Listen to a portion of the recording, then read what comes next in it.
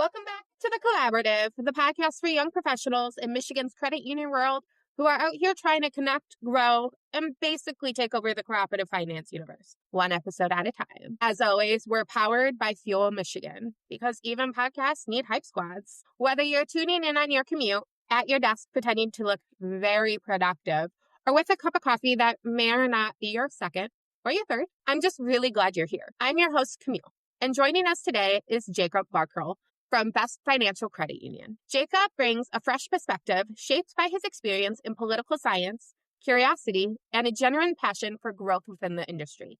We'll talk about his career journey, what's motivated him along the way, his experience in the first ever Spark Tank competition, and what comes next for him. Let's get started. So welcome. Thank you for joining, and thank you for agreeing to talk to me, because I was really excited, especially with Spark Tank coming up. I wanted to talk to the Reigning Moon Chapter Spark Tank winner. Before we really get started, I want to hear your credit union journey, because admittedly, I don't really know you. I know of you. I've talked to you a few times in our little sphere, and I know you from stuff. And tell me about your journey in the credit union industry, and how did you find yourself where you are today? Yeah, thank you for inviting me to join you. I was very touched when I got your email and I thought, wow, that's really special. Yeah, so I Oh, good.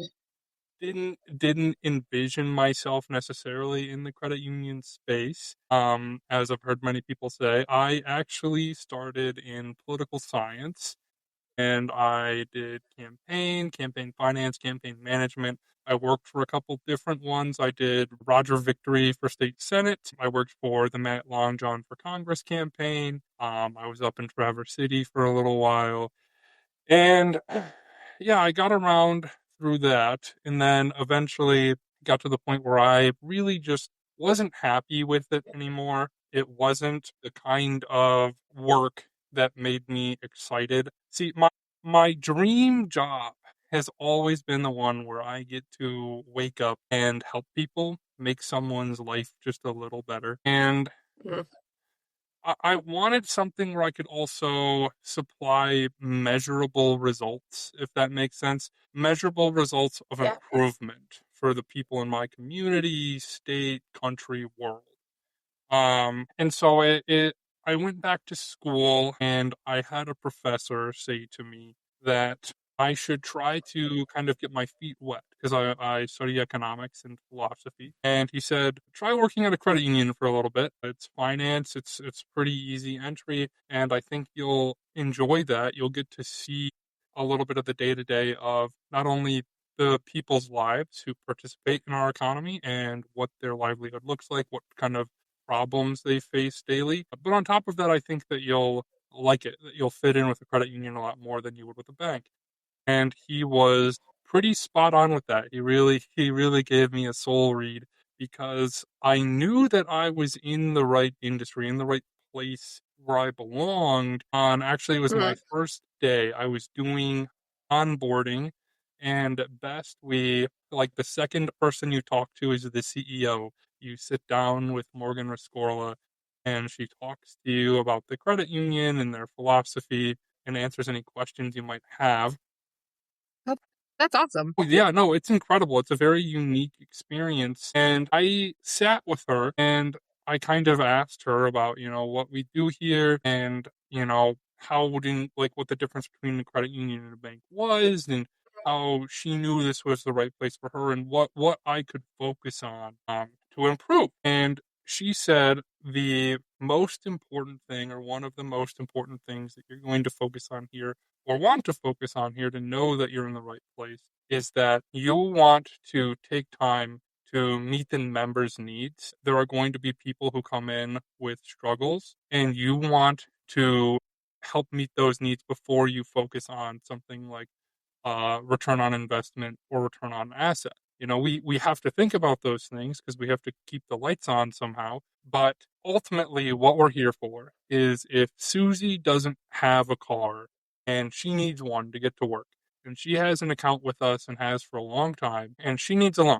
she needs this vehicle, we can help her find something that's within her budget We have all sorts of resources on our website. We have resources through our MSRs. We can help her get to where she needs to be. We can find a realistic solution for her, and we can Mm. help. And that is what you need to be thinking about, is how can I best help these people, not how can I best improve our return on investment in all of the loans that we do. And of course, that is a byproduct of what we do, is you want to think about, okay, improving that to earn more, to offer more solutions in the future, better solutions.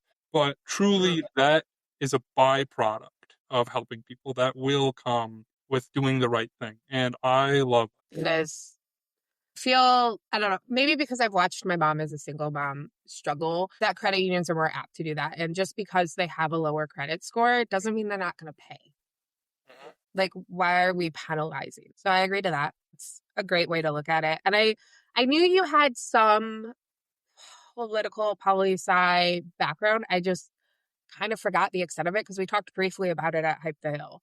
So with that, because you were in that sphere, is that an advocacy? Is that something that you're bringing together, or trying to keep it a little separate? Yeah, no. How do you feel about it? I am very happy and excited to get into credit union advocacy.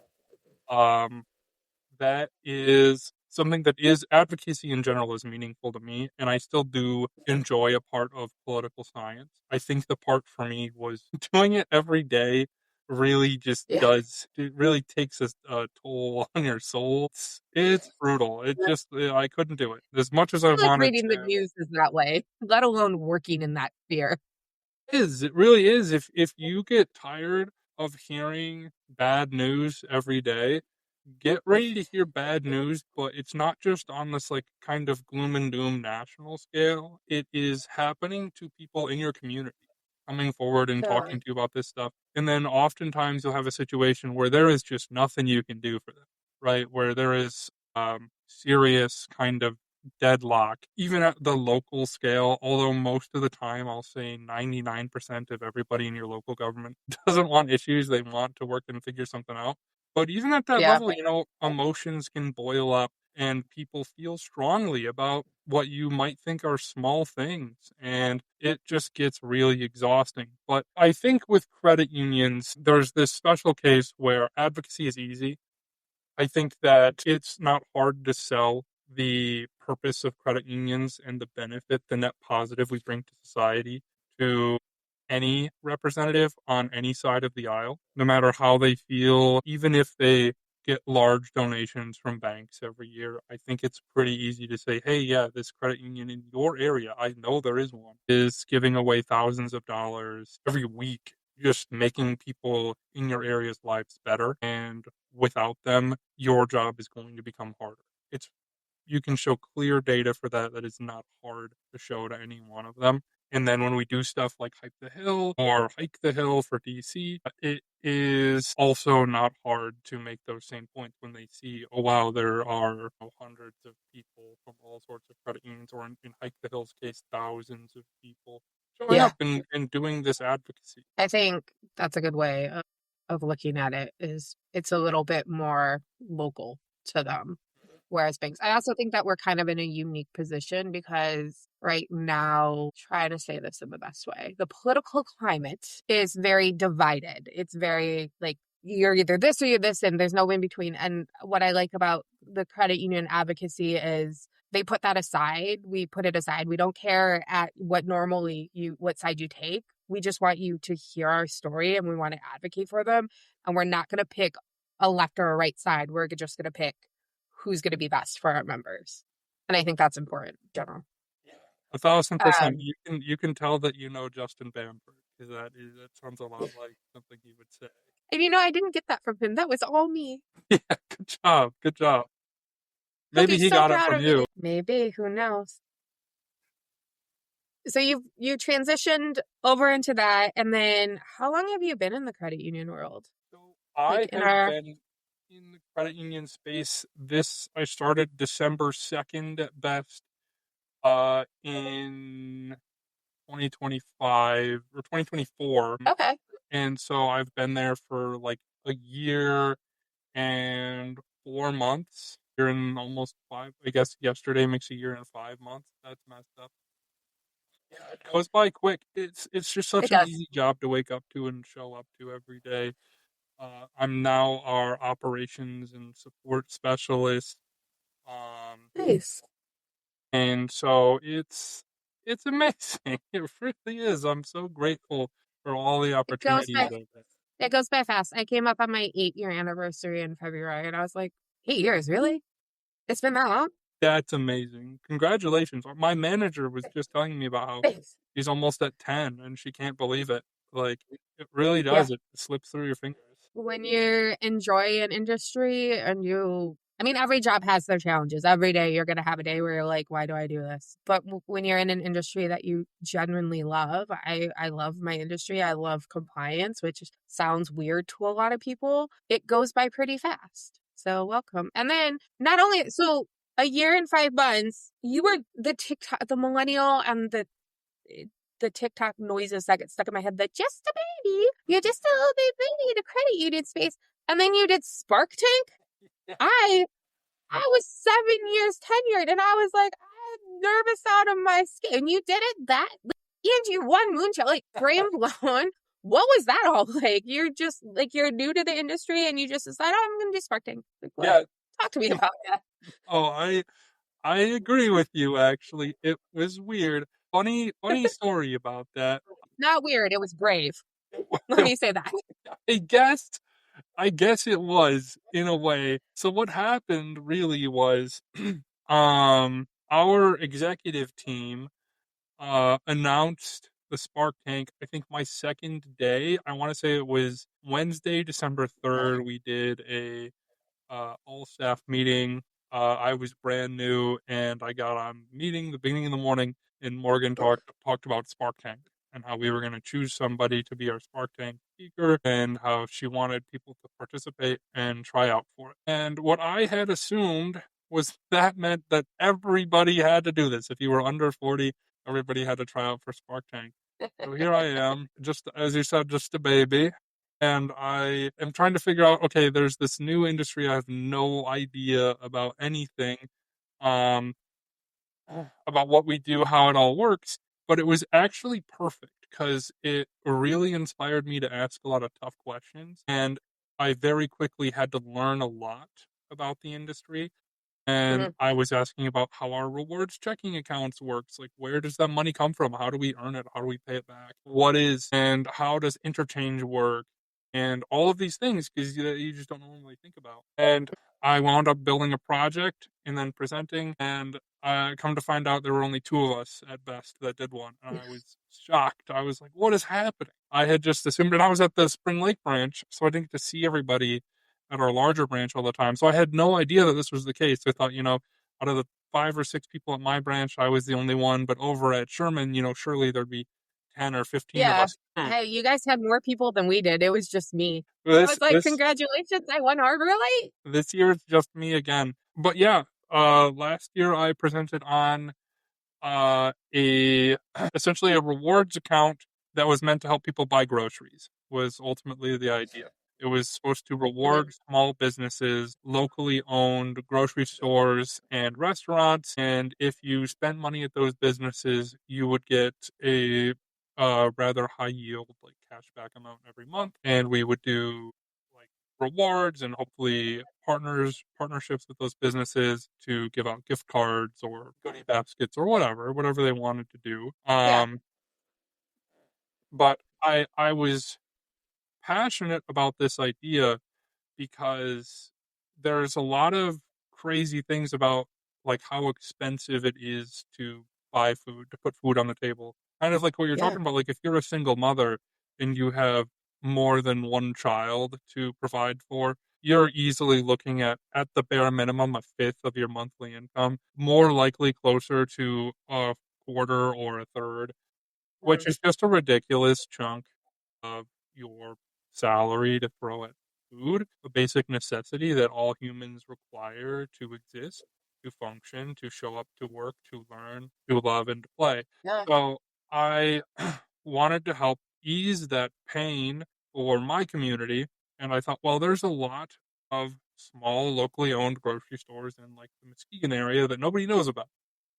Oh yeah. And if you want to um buy groceries, most of the time you're going to go to Walmart or Meijer. $1 in $3 in the United States of America are spent at Walmart alone. And so if you consider all of those dollars, 33% of Americans' grocery money is going to one giant corporation that A lot actively of money. takes place in price gouging practices, and Yeah. markups in areas where they know you need this food. They know that, okay, eggs are more popular in your area, or perhaps this kind of bread is more popular in your area, or this kind of cheese or whatever. And they make those products more expensive because they know you're going to buy them, and they know that they can cut a little bit more profit out of you.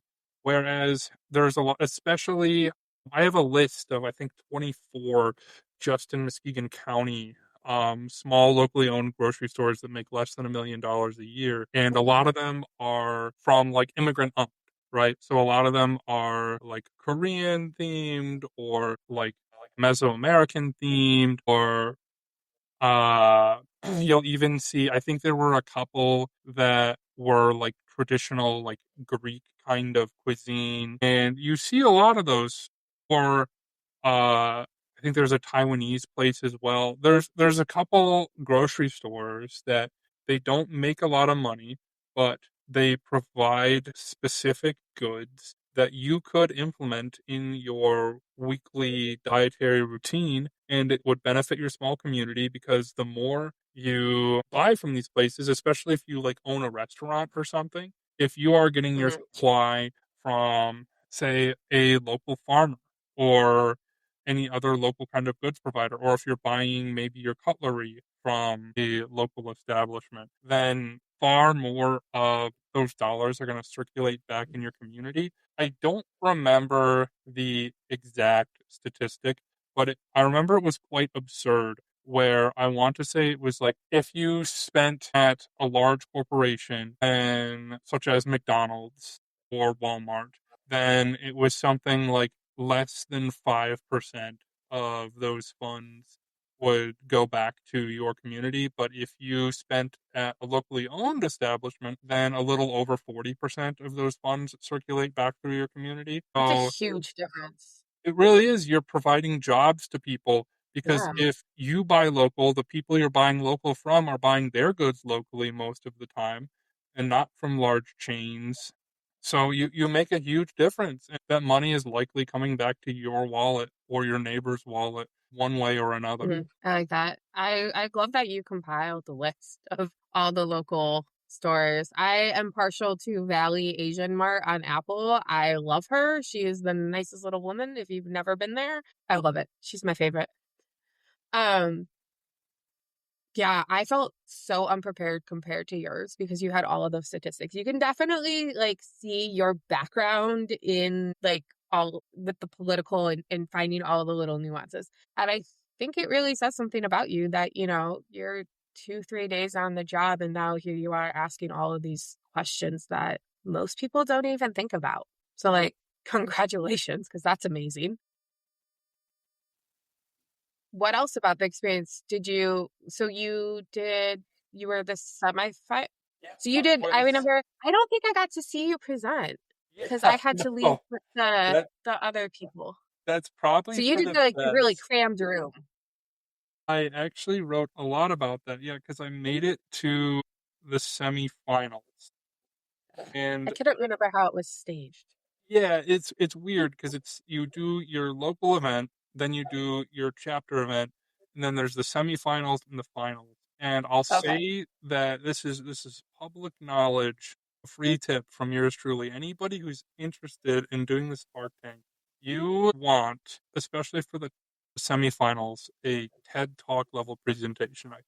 I think Yeah. you want to feel confident that you could go present this at TED and feel good about it. And you don't have to have the perfect idea. It doesn't have to be perfectly thought out, but you want something that you can speak well about. And if you can do that, I think you'll make it far. I think it was pretty clear that the best speakers were the ones that made it to the semifinals. And then like Kevin Knoll, who won the whole thing, and Eloisa, who got the runner up, I think they had a combination of the best ideas. They were tuned into the hot button issue, which was AI.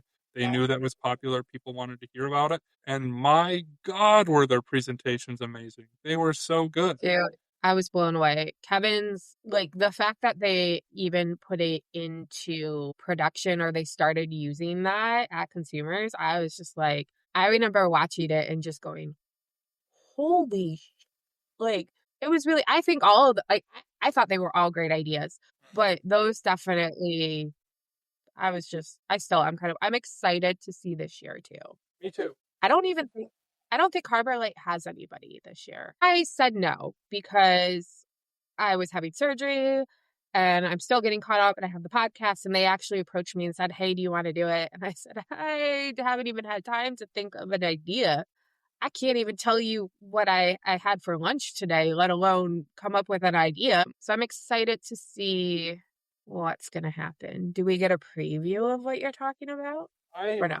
I will share It's some of okay. my thoughts. So this year, what I went with is I started bold because I went off the bat. I knew that I wasn't going to do anything tech based because the winner and the runner up last year were both tech based. They're both AI, and I felt like we've kind of been there, done that. This has been talked about a lot. Yeah. I want to do something different. And something that's unique to me is the more social aspect of credit unions. It is the services that we provide to members, not the services that we use on the back end to improve ourselves. And I think that those are Yeah. important, but I don't think it's very me. So I went with this peculiar idea of talking about unions, and I'm using the vehicle of a QSO, a credit union supporting organization. For example, Best Financial Credit Union has one. It is our best Mhm. financial insurance agency.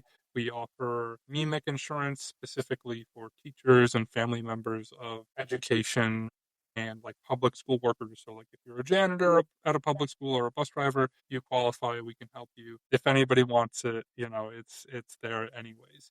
But so we use that because it's a service or an advantage that we offer to our members. And what I want to do is create a QSO that assists people in the community with finding resources about organizing and unionizing, finding out if that's Okay. the right option for you that is actually beneficial compared to the workplace benefits that you're getting now. And I I was sold by this Pew Research Center statistic that was 55% of Americans uh, support unions. They believe that unions are a net positive to society. They like them, they want to see them around. Now, that Mhm. doesn't sound like much to anybody who is not a freaking nerd like myself and loves numbers, but I'll compare that to another It's a statistic. majority. So Even if it's just 55%, 50%, it's still a majority. it is, it's actually a super majority considering that um, Barack Obama in 2008 won the American popular vote at 52%. He is one of the most popular presidents in modern history, whether you like him or don't like him. The facts are the facts. He's one of the most popular presidents we've had in a long time. And so the reality is, when you have the idea of unions are now more popular today than Barack Obama was in 2008, I think that there's a real position that credit unions can and should set themselves up for if they want to attract new members. And this actually goes up when you consider Gen Z. If you are a member of the Gen Z, you are 72% likely to support unions. The actual statistic was that they said something along the lines of they believe that unions are essential for the economy, which is crazy. That is a crazy statistic. That is huge. So the way I've kind of angled it is that if you want to attract new Gen Z members outside of just, digitizing further and building a better online banking platform, we should also consider social aspects such as unions and how to position ourselves to attract these members, because ultimately what differentiates credit unions from fintechs and banks is not how well our online banking works. Because at the end of the day, it is going to look just like theirs, work just like theirs, and just have a different font and different colors. What differentiates us is our programs that we provide to the community. That's what makes us special. That's our superpower. And I think that's what we need to kind of hammer home and run with is we are Yeah. always trying to compare ourselves and compete with banks and fintechs. I hear that at every freaking conference I go to, whether it's the Qs or whatever, Yeah. somebody's talking about, well, how do we catch up to them? Well, we should be thinking about that, but we also should think about, well, what is it that makes us special in the first? And I think that's what it is social programs like that that bring our community together. If we can help everybody, if the average person in your community has better wages, has better quality of life through their job because they've unionized or because they've had the option to, then you're going to see all kinds of different benefits for your credit union. Yeah. I like that you're taking something that most people would not think about a credit union having anything to do with, and really putting it there. And also, when you were saying the statistics, from what I hanging out, I mean, I have little younger cousins that are Gen Z, and from what I know, that tracks. That's some percent statistic that tracks. I can see that. I think I'm excited to see the full presentation because that I like when people can take two things that they're polar opposites and then you can make them work and you're like, huh, that's actually really cool. So I am looking forward to that. Yeah, I I've love been that you're training a doing it. lot for it. I actually wanted to touch on this a little bit because last Yeah. year at the semifinals, I did learn, I did kind of almost get pushed out of my comfort zone because I think I'm a very comfortable presenter normally, right? But there was this thing where it's like I was new to the credit union space, although I had won the chapter event and my local best event at the semifinals at the Spark Tank. Both my CEO and my COO came to watch, and like I had presented before them before, and that was no big deal, right? I was fine with that, but it turned out that it kind of was in a unique way. So what it really was that there were all of these other CEOs and COOs and professionals in the room, and that kind of got into my headspace where I hadn't really prepared for this or done something like that before. I had realized Mhm. this is one of the first times in my life I'd actually presented something to a room of strangers, especially professional strangers. And, mind you, I've worked in campaign management. I've spoken in front of tons of volunteers before. I have done some campaign financing. I've raised funds with wealthy individuals, millions of dollars for campaign contribution. And it was so bizarre that in this moment I felt so much more intimidated than I ever had before. And it was just simply different from presenting to peers in a class or in front of my friends at my credit union, or, uh, friends in my high school or college, presenting courses. It just was different, and I was dumbfounded by that. I couldn't believe it.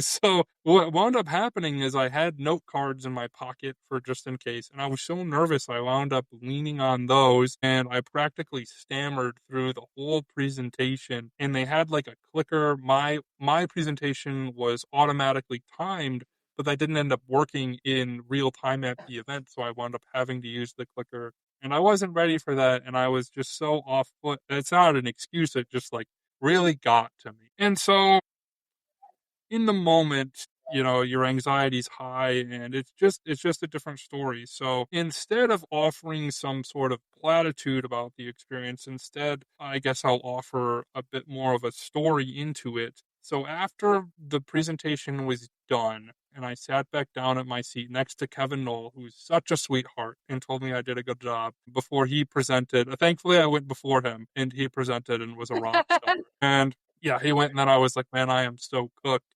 Um, but yeah, I sat down and Like, I'm out. Bye. Thanks. It's been real. Yeah, yeah, it really did. It felt like the first time I fell off my bike, like as a little kid. I was like bruised, I scraped my knee, and my ego was hurt a little bit, and it was brutal, but I lived, and a few people did actually help me out too immediately afterwards. It felt like they helped me get back up off the ground and kind of push my bike and move on with it. So once all the finalists were announced and I didn't hear my name, my heart kind of dropped a little bit. I was scared to go face my CEO and my COO who had driven all the way out to support me. And so after it was done, I went to go get a drink, but I'm 40 feet tall, so of course they found me pretty easily anyways. They And can find you anyways. yeah, they did. And I was gonna see them at work the next week anyways. But our COO offered some words of encouragement that really touched me because it was this way that, she smiled and was so genuine with me that it really did help me feel a little better. Because she told me that, she was proud that I put myself out there Yeah. and that I got as far as I did in that, I was brand new and it was amazing to see just how much I cared. And that made me feel great because it took away the feeling that I had let anyone down, but it still felt like I failed. And so I started to walk back to my hotel room, and then I was in this kind of like weird, bizarre daze. Felt like my ears and eyes were buzzing with this like weird radio silence. And that's when I heard some unfamiliar voice, yet eerily familiar, kind of yelling after me as I was walking down the street. And it was none other than Eloisa Medina, who would soon be the semifinalist. And I had recognized her from her presentation. I knew she did great, but I thought it was so bizarre that she was stopping me. And, I wanted to congratulate her on doing well. And, it was well deserved, but she wound up telling me that uh, she loved that it was like thoughtful and caring about like members, and it wasn't in a similar direction as a lot of the other contestants. And if I had just maybe rehearsed it better or calmed my nerves a little better, she thinks I would have done and presented in a much better manner. And Mhm. I was like, wow, that was really truly so nice. She did not have to do that at all, especially after you just won and are now going to the finals. I don't think you see that very often. And then I'm going up to my hotel room, and just before I get on the elevator, another person yells out to me, and it's Anthony Sabin. I want to say it's something Star Credit Union. I remember he's a manager there. But he was also a semifinalist, and he was a really nice guy, and he had a cool charity presentation. But he also wanted to stop and talk to me and tell me that he thought that I did a good job, and that was so weird to me because I think that my perspective of myself and my presentation was a little warped from what the reality is, Mhm. and he said that it was nice that I presented something that I clearly cared about and that I stayed true to the credit union core philosophy. And I was like, that is very nice. And I know this has been a long-winded story, but just No, talking it's about, okay. comfort I like zones hearing and it. stuff. But I I just love it. yeah, thank you. I think the point that I was getting at is there are always going to be experiences that kind of push us out of our comfort zone. Even when you thought you were comfortable, there's going to be times where you're like, man, I didn't really quite have this as much as I thought I did. And I think those experiences are really important, right? I Yeah. think you should try to push yourself. And I always want to try and keep growing. And I think it's important to fight for every centimeter of every inch on your 1,000-mile journey towards self improvement. And I think it's important to realize that the end goal, becoming improved or the improvement itself, is not necessarily the benefit, right? The benefit was the journey. When you become a you are not a doctor because you got the title. You are not a doctor because you got the diploma. You're a doctor because you spent years in med school and you earned all of that knowledge and you spent endless nights working towards it. And I think for me, it kind of proves the same thing where, it wasn't gonna be easy. It wasn't something that I should have expected to have even done as well as I did. I couldn't have gotten as far as I did without the support that I had from all of my other coworkers and from everybody at the Moon chapter. And I was very lucky and fortunate to be in that position, and I wish that I had, I think. Yeah. Ooh, that imposter syndrome, it kicks hard. Yeah, 100%. That is, I'm glad you got it and not me, but also you did really good and you could see the passion and it was awesome. And then you also got to attend ACE and see what that whole craziness is, and kind of get a taste of more of what Fuel's doing. And I see that you're officially in Fuel. And how's that going? It builds this appreciation for credit union tenacity to solve problems of all sorts of different people. And yeah, I think Yeah. that's a benefit of Fuel is recognizing that, people that you go talk to see different stuff than you. And it's good to learn from. Like it's definitely something I never thought I'd be a part of. And now I am. And like I actually recognize people and know people and have this network. And I like the ability to bounce off people and get ideas. And that's kind of how I came up with the idea of the podcast, even was Fuel is great. I love it. I want to help expand it. And how can we make it maybe a little more accessible to people? Because not every credit union can send every single person and people might mess out. I mean, at Harborly, it's kind of competitive to be one of our Fuel people. We have to write a letter of interest and then they choose. And it is stressful to write that letter of interest and go, why should I be the person? So I was sad not to be like straight up in it this year, but also really glad to watch my coworker go, who's also very like, I don't know what I'm doing. I'm very introverted. And I'm like, oh, honey, you'll be fine. Just jump on in. It'll be great. The chapter meeting at Forefront recently. Yes. So Leah, the short one, she has like Oh long yeah, hair. She's like 4'11". Yeah. yeah.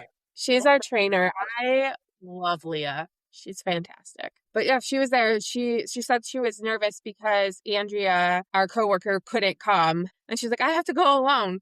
Girl, you're fine. They welcome you with open arms. It is still intimidating the first time. Even now, even me, like I walk into even the Moon chapter events and I'm like, it's okay. You got this. It's fine. What do you think with all of it, with all that we've talked about, as we evolve, we want to make an impact still. We kind of already talked about that though, but with like your Spark Tank idea, are there any other ideas or any other ways you think that we can continue to make an impact? Not necessarily grow, but like how can we stand out just a little bit more? That's the I like this question of the question. ages.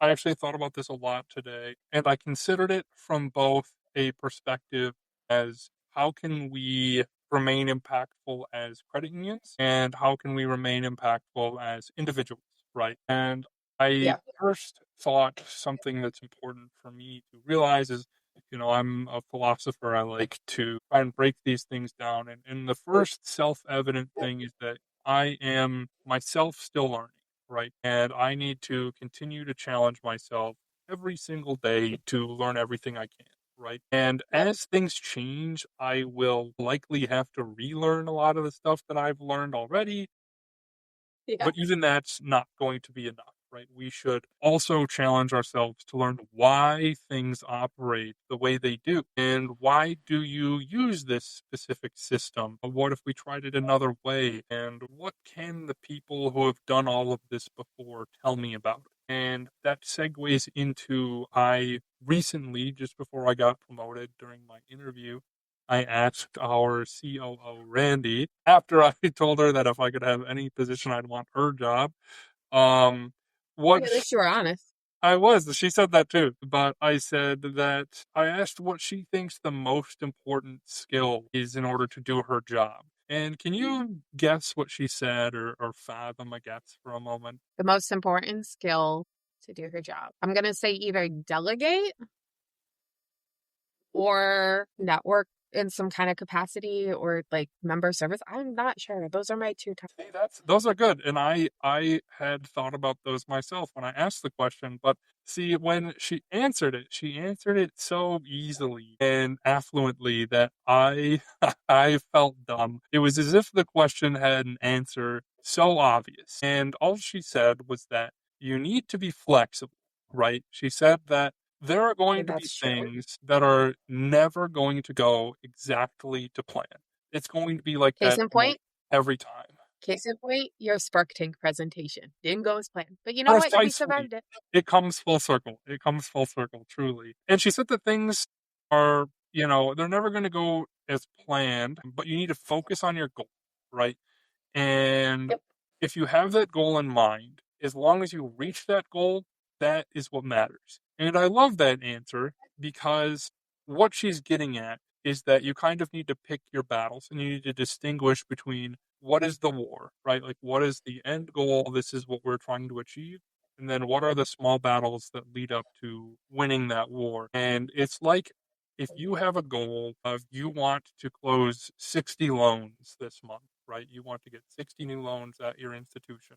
And you push this to your frontline and your loan officers, but you get a couple negative reviews saying that, hey, it's taking longer to get through line. And maybe you're closing on fewer new checking accounts or other services are kind of lagging behind. You need to kind of pick and choose those battles and take a step back and say, okay, this is unfortunate that we've got these, but meet those people where they're at. Say, hey, I'm sorry that our service has been below your expectation this month. Reach out to them, personalize a response for them, but then also still take a step back and go, wow, we closed 60 new loans this month. That means for the next 4 years or so, as long as none of them switch to another organization or refinance elsewhere, that is so many more loan dollars we're earning back in interest that we can now look at providing different services for these members. We can look at providing increased personalization. We can maybe improve our app. We can maybe improve our Yeah. facilities. We can maybe hire another teller or MSR to make things go faster. So it really is about, I think, we personally and as credit unions can think about what we can do for people. And I think there's another lesson to kind of learn from game development, right? For board games or video games or whatever, Mhm. we use game theory every day in finance and economics, right? But there's another social side of that mathematical equation where it's that so you can make three kinds of games, right? You can make a game that you, the developer, enjoy. You can make a game that your shareholders enjoy, or to say another way, is going to maximize your return on investment. Or you could make a game that the players of your game will enjoy, right? And that's essentially to say that as a credit union, it's our job to step back and ask ourselves, are we prioritizing services that our members enjoy or are we prioritizing services that are assisting us on our back end? Are they just making it easier for us to get our job done? Which is good. We should think about those things as well. But I think it's important to consider, are we doing it for us? Are we doing it for them? Or are we doing it for the money? I think that if we can go all in on focusing on doing it for them, right? The other things are Yeah. going to come after. They're going to come in suit. If we are just focusing on how can we maximize profit, or if we're just focusing on how can we maximize efficiency, we are lacking in that. How can we maximize member enjoyment? And that is to say that oftentimes doing those other things happens to benefit the member as well. But I think that there are many times where we need to step back and ask ourselves, for example, are you implementing an AI system because your members enjoy using AI? Are you doing it because they enjoy engaging with that system and getting services from AI? Or are you doing it because it's saving you time and possibly saving you money, right? And Mhm. not that doing that is necessarily bad, but if you answer that question honestly, I don't think that many of us would say that we are making that decision because our members enjoy interacting with the chatbot, you know? That's true. I like it. I think that's a good way to look at it. going forward and definitely doing the more social side of it and aspect side of it. Looking back at your long, long tenure in credit unions, is there a moment that kind of I ask this of everyone of like, is there a moment that just makes you think like, yeah, this is why I'm here, this is why I do it? Is there multiple? Is there one that you want to share or anything specific with that? Because I love hearing those things. I also have a few of them, so like share with us. Yeah, of course. I think especially being member facing, there are small victories every day that make me appreciate what I do. I think it is easy to get out of bed and show up in the morning. Um, as much as my significant other will say that I grumble and go, I don't want to get I up. mean, same. When I think about it or when I'm driving into work, I'm excited. I'm pumped. On Thursdays, we're there for an extra hour at best, and I love Thursdays because I love to be there for just a little while longer. But to actually answer the question, there was this lady when I was relatively new. I had been there no longer than a month or so, maybe two. And she came in. I'd never seen her before, and she expressed immediately that she was nervous to come inside because she was a little late on a couple loans and like her checking was negative. No. Um, and That's scary. it is, and she was having these financial troubles, and I just from the things that I've seen in the background that I've been through, I recognized and expressed that, I was thankful that she came in and was able to, you know, be brave and show up and say, hey, I need help, and I expressed that I love the people I work with, and we're going to do everything that we can to assist you, and we're going to help you turn this around. Um, she wound up leaving me just the most incredible review, and it was so thoughtful. She compared coming in initially to coming into the dentist or the doctor's office. How she normally just dreaded it, but this time it was like coming into the dentist and you've got four cavities, right? And she explained how I helped smite those feelings almost immediately by, being vulnerable with her and expressing that we're here to help. And, now she's a regular. She comes in all the time. She's doing great. She has a new career that she loves.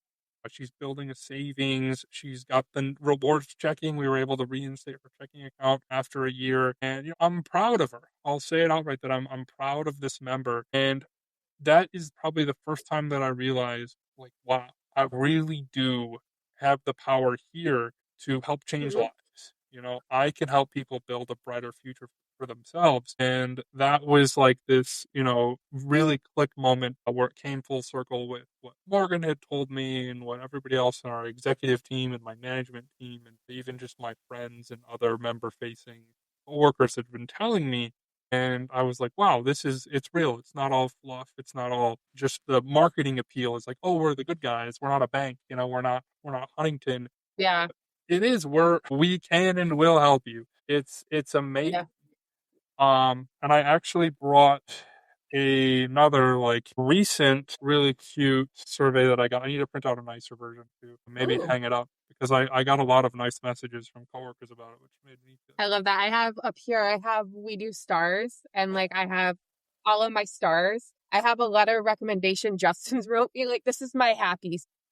That's amazing. I'm stealing that. Do it. It literally, if I'm having a bad day and I'm like, why do I do my job? I just sit here and I'll just like, that's why. Yeah, and I That's it. it's similar, like, you take it for granted. It's so easy to take it for granted. Yeah. This one's from a lady who comes in all the time, I see her all the time, and she's so nice, but she filled one out a long time ago, and she was like, "I never fill one of these out, but, Jake does a good job." And it was like, "Cool, I got $5 for that." But then Yay. this one it's so, so special. I love this lady. She says, "At 80 years of age, I make a few trips to my credit union. Fortunately, I'm able to do most of my banking via my laptop. However, when I do have banking concerns, I go to Spring Lakes branch. And when I do, I look for that familiar face in the right hand corner. Jake's service is excellent. Always friendly, always knowledgeable, always reassured. Jake is the reason I travel to Spring Lake's best financial credit union." And I thought that was so nice. And that's Oh another my one that gosh, made I me love it. just recently go like, yeah, wow, I am in the right place. I love that. It definitely shows that you are in the right place and that you just you're empathetic and you have great customer service. And that used to be me, and then I got burned out. But that just I love those stories. I literally could just sit in a room and listen to like 100 different people tell one great interaction that they had with a member, or how they've helped a member, or what a member has said, and I'm just like, that makes my heart happy. I love that kind of stuff.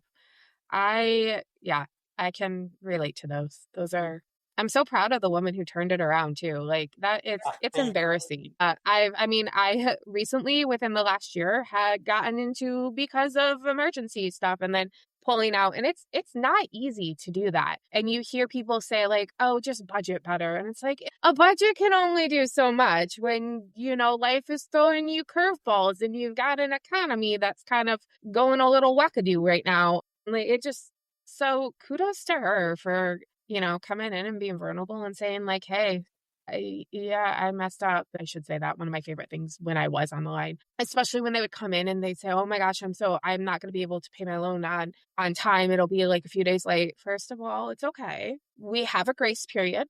You have so many days before we report it as late. And also, we're not a big creditor. Just come talk to us. We'll still allow you to have we have people who are literally so far behind, but they're making small payments out of the direct deposit and they can still have access. We're not going to take everything away. We just need you to talk to us. Just be transparent. And I think human emotion is really complicated because we get embarrassed easy, at least I do. And we don't want to talk about our quote unquote failings. It's okay to need help. And I love that credit unions, we acknowledge that and say, "Hey, we get it. Let's work together," instead of just like, "Nope, sorry, we're not going to help you. Oh, no, we're going to repossess your car. Nope, we're not going to lend to you." Like it's freaking rough out there. And I, I mean, I look at all of our loans when they're done, and I love it when I see low credit score loans, because that means we're helping somebody. It's not just somebody with a good credit score that we're giving, like it's actually somebody that I know we're making a difference. And I love that. 100%. Or even like educating them the right way, saying, your credit score is like really low right now. We can't even maybe legally give you a loan without the credit bureaus getting mad at us. But what we can do is we can give you a secured credit card, Yep. and let's build that up, and let's get you alternatives, right? Let's find you um because there are groups out there that do like group carpooling for getting people to work. Mhm. There are plenty of like, not plenty, but there are a few public transportation options that you may be able to take advantage of, that you might not have thought of before. And Yeah. I love that we take a second to do those things with people. We have an MSR charity at our Spring Lake branch, and I will name drop her. She is so good. She is just so good at helping people. And I'll name drop everybody at our Spring Lake branch, actually. Everybody there is so passionate about improving people's lives. They rarely talk in this negative uh, manner. It's Mhm. always about, hey, this person needs this, or like, hey, this person's kind of being a butt right now, but it's probably coming from a place of they're struggling. So let's help Yeah. them out so that they're nice to us. So they stop being mean. How can we make them nice to us next time? Yeah, exactly. There are members that no matter what you do, they're not There, going to be nice, but that's okay. there are. It is what it is. I mean, just wait, because those are the members that you're gonna there's one member, I love her. She's one of my favorites. I hadn't seen her in years because I work remote most of the time now. And it was like my first day back in office since surgery. I was there for like a whole 4 hours before I had to go home. But I saw her and I went up behind her and said, "I don't know if you remember me." She goes, "Oh my gosh, Camille," and gave me a hug. I haven't seen you in 3 years. But like, that's the kind of impact that we make. Are you kidding me? I haven't seen you in 3 years. But you remember me, and I remember you. And we have one member who, it breaks my heart. He is in his 60s. When I was a teller, he started losing his memory. And then when I had gone into MSR, he really started losing his memory. And I sat on the phone with him in my office for over an hour trying to take care of Social Security before. Um, I was with him through his sister getting the conservatorship, like all of this stuff. And he is now in assisted living here in Muskegon. He thinks his sisters are not who they are. Like he's just so, I watched him decline so fast. I still occasionally, every like 3 to 6 months, depending on scheduling, I still email his sister and say, hey, checking in. Everything good? Just because, those are our people. And regardless if you remember me or not, I'm still gonna look out for you. It's what we do. All right. Well, I'm gonna let you get back to your Friday evening. Have a good weekend. Bye.